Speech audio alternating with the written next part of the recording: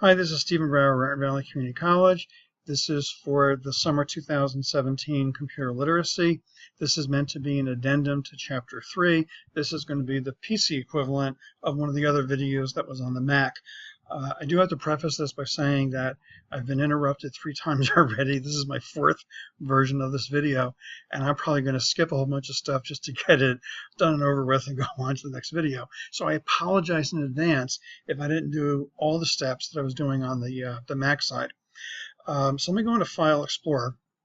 And one of the things sometimes that's curious is, at a glance, is, well, what drives do we have? Let's go here into this PC, and I only have one drive, the C drive, and only have 66 gig left. Now I'm having a slight configuration issue I'm working with in Windows 10, so it's a little bit embarrassing for me to actually go into the root of the C drive because I have all these temporary folders that are here. But if I jump to the end of this list, the key thing here is well, the Windows operating system, the program files, which are the individual applications. And let me just go into users. So the G number that's here, that would be me. So now on the Mac side, we saw Stephen.Brower as being my user account, and here we're seeing my G number. And so going in here, that would be, well, everything that would be under mine, and then which here I can go in and see the documents. Okay, now there'll be other videos that go through other things. I just wanted to at least get down to that point because on the Mac side, I was showing, well, how do we go and see the root? One of the things that I did on the Mac side was to show terminal, and I went and I did a series of commands. So I'm going to hit the Windows key, and I'm going to hit CMD for the command prompts. This is what I want to do. And this right here, yes, it is, the stuff I'm going to be typing is sort of like old school, but I just want to kind of show you, well, a couple of things. It is reporting this is where I am in users and my number. If I do dir, this will give me a listing. Now comparing to the Mac side, when I was doing the ls-l, the ls-l gave the detailed list, and ls gave us only sort of a wide list. So here, dir gives us the detailed list, but if I do a dir/w, then I get the, well, it's saying wide, although it's because of how long they are, it's not coming out that wide, but really it's not showing all of the date information that the other one had. Okay. In terms of some of the utilities that I was running on, oh, I'm sorry, one other thing. So one thing I showed on the Mac side was man. And there isn't a single manual the way that man is set up on Unix, but what a lot of commands do have is the /?. And so when you do dir/?, it's like the equivalent of doing man dir. So you can actually see what the options are. And so what would be here would be some of the options that can be typed in. So like I did the /w, which put the list in wide format. So a lot of commands, even if commands you maybe aren't familiar with, if you know a command and you do a /w, usually it brings up a very brief, only 1 or 2 screens at most, documentation. So that's kind of one comparison to that. Okay, now what I did on the Mac side is I did something to take a look at the top processes that were running, and there isn't, from a command prompt point of view, necessarily the same thing to look at. We can see some stuff, like if I do task list, then it will be a list of all the tasks that are on the computer. This is just the GUI way. And if I want to see sort of how the processor is doing, and I want to do it via the command prompt, I can do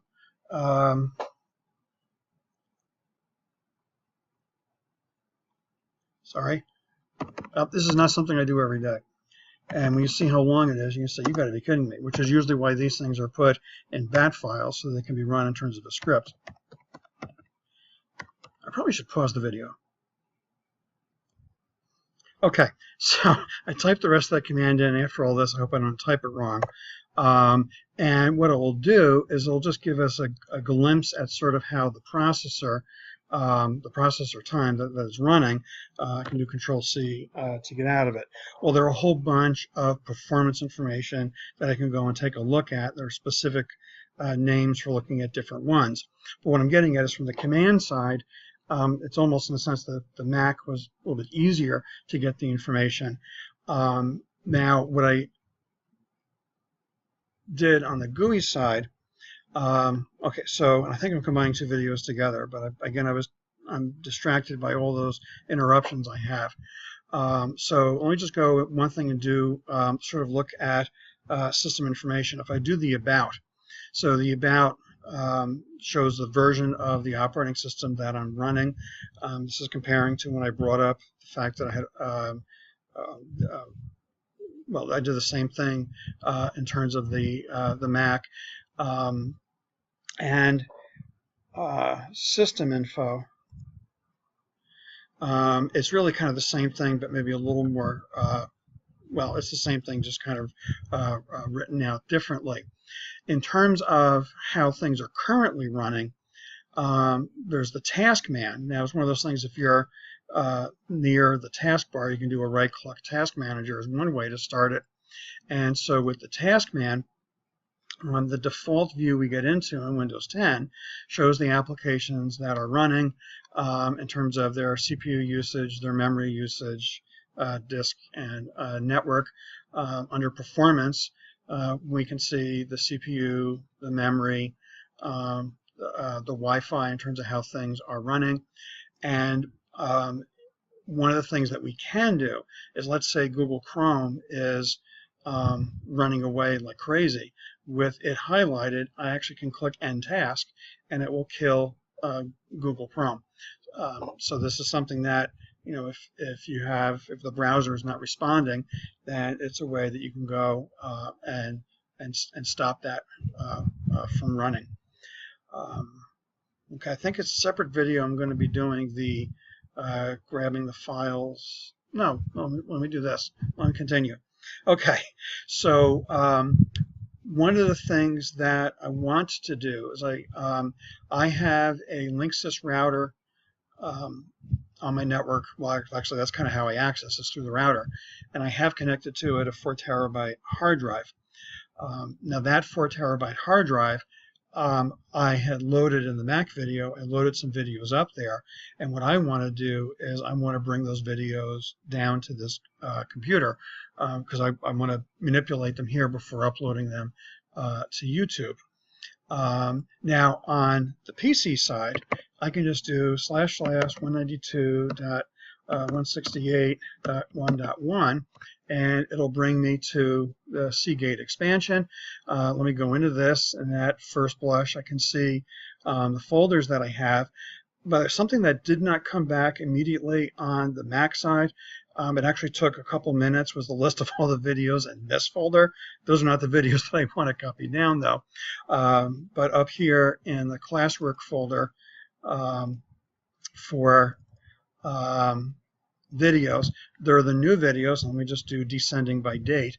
It's these new videos that I want to bring from the server down to my computer. So what I'm going to do is I'm going to start another file explorer so I can have the two windows side by side, and I'm going to go into videos, and this is where I want to take them to. So the Mac ones that I did are these three from yep, these three, and I'll just drag and drop. And so now it's, well, yeah, fine, go ahead, I understand. And so now it'll be copying these files. Whoop, I already copied one? I forgot, let me skip that file. Okay, I didn't realize I already had copied a file. Oops. I just completely distracted myself. I'm sorry. I forgot I had copied that one. It just really threw me off my game. Boy, it's. I feel sorry for you guys. I wish you had a better teacher. well, the nice thing about these videos is you kind of see what would have happened in a classroom. The bad thing is you see what would have happened in a classroom. Okay, so a recap of what I did here. And one thing is for File Explorer, I went and took a look to basically see like the root of the hard drive. And then I dropped to a command prompt, and I was able to do a series of commands. The commands were not as robust as actually what was on the Mac, because that top command on the Mac was just phenomenal. But then I did the GUI equivalent, so I brought up the the task manager. And then the final thing, again, what these two windows are here, is that when I'm looking on the right-hand side is, the right-hand side is my local computer. The left-hand side, this is the drive that I have shared on the network. So that drive I use for backing up my stuff. So I have all my pictures here, my videos here, and then I have classwork-related stuff here. Okay, I think that's enough.